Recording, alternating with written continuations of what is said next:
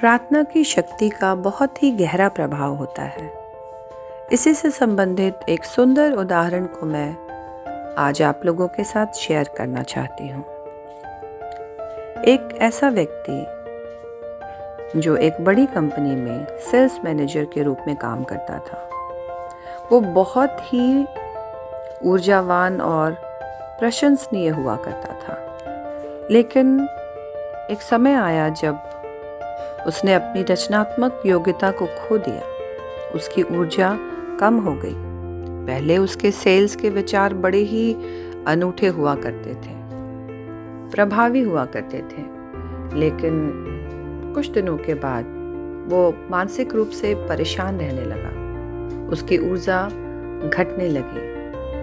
Doctor से सलाह लेने के लिए उसे प्रेरित किया गया और कंपनी के प्रेसिडेंट ने उसे आराम करने के लिए भेज दिया। वो कई जगह घूमने गया, कई जगह उसने अपने समय को बिताया, लंबी लंबी छुट्टियों पर वो गया, लेकिन उसमें कोई भी सुधार नहीं हुआ। तब उस व्यक्ति को ये सलाह दी गई कि वो चर्च जाए। उसे बड़ा अजीब लगा। उसको लगा कि एक बिजनेसमैन को चर्च में किसी उपदेशक के पास भेजा जाए तो उसको हंसी आई और उसने चिढ़कर कहा, ये क्या बकवास है।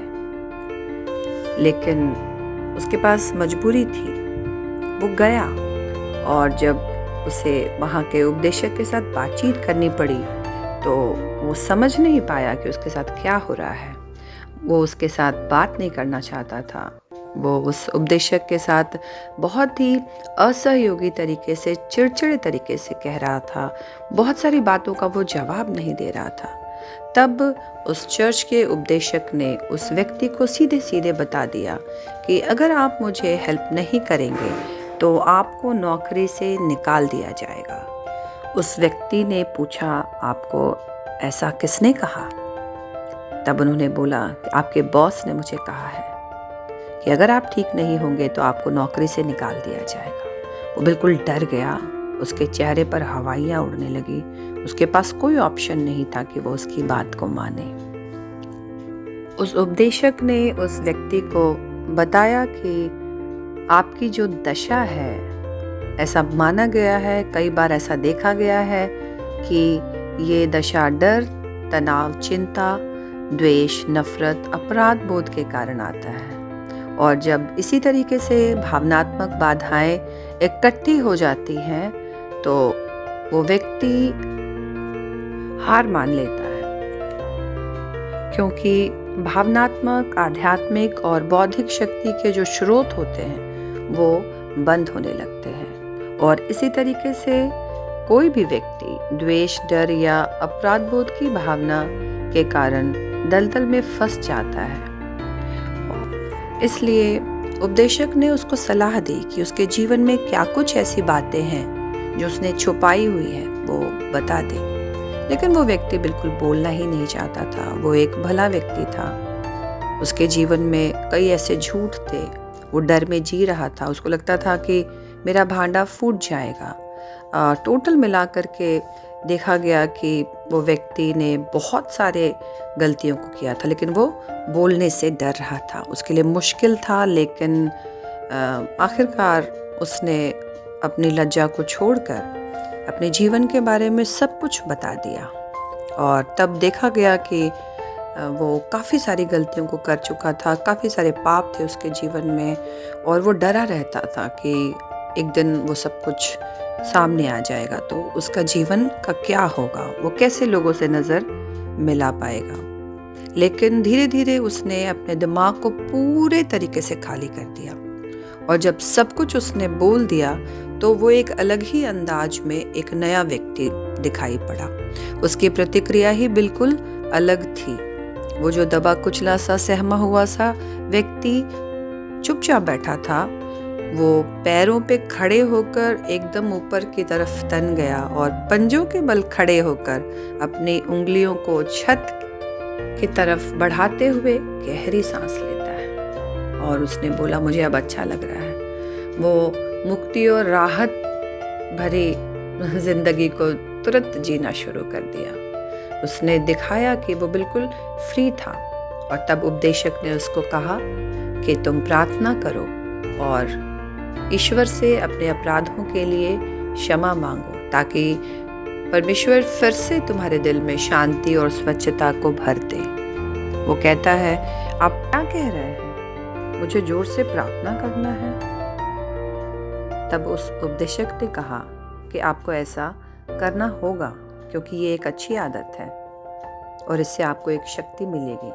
और तब उस व्यक्ति ने एक छोटी सी प्रार्थना की और उसने कहा, प्रिय प्रभु, मैं एक बुरा आदमी था और मैं अपनी गलतियों पर दुखी हूँ।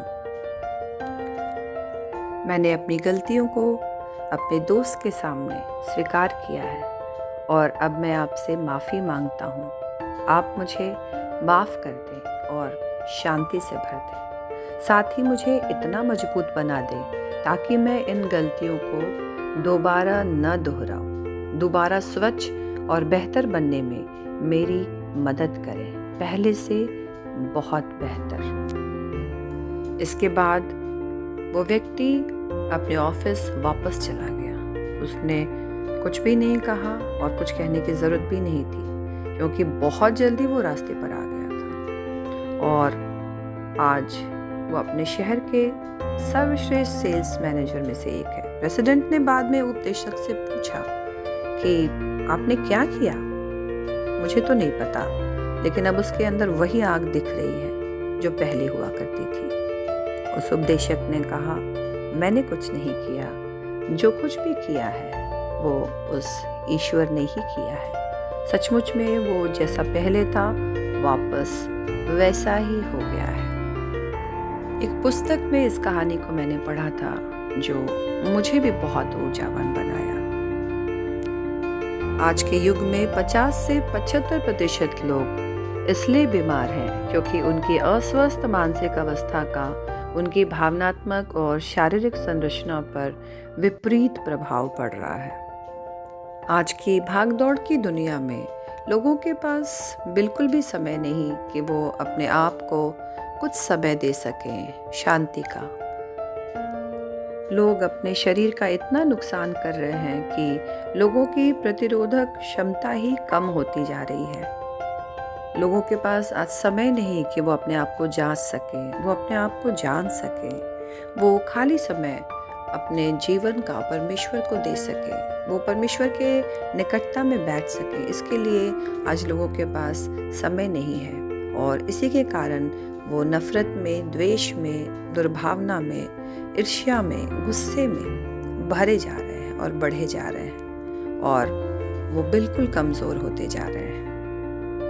लोग सुबह से लेकर रात तक बस भागते रहते हैं, रात से लेकर सुबह तक बस वो भागते रहते हैं और उनका कोई भी ठिकाना नज़र नहीं आता है और वो अपनी ऊर्जा को खोते चले जाते हैं। समय से पहले आज लोग बूढ़े दिख रहे हैं, बूढ़े हो रहे हैं, थक जाते हैं वो। लेकिन जैसे हम लोगों ने देखा उस व्यक्ति को कि किस तरीके से आध्यात्मिक और भावनात्मक उपचार किए जाने के बाद उसकी ऊर्जा वापस आ गई, वैसे ही आज लोगों को ज़रूरत है कि कुछ समय वो परमेश्वर को दे, अपनी गलतियों को परमेश्वर के सामने रखे, क्षमा मांगे, प्रार्थना करे और प्रभु से निवेदन करे कि वो उनको शक्ति दे कि वो वापस वही व्यक्ति बन सके जैसा उन्हें इस धरती पर बनाकर भेजा गया था।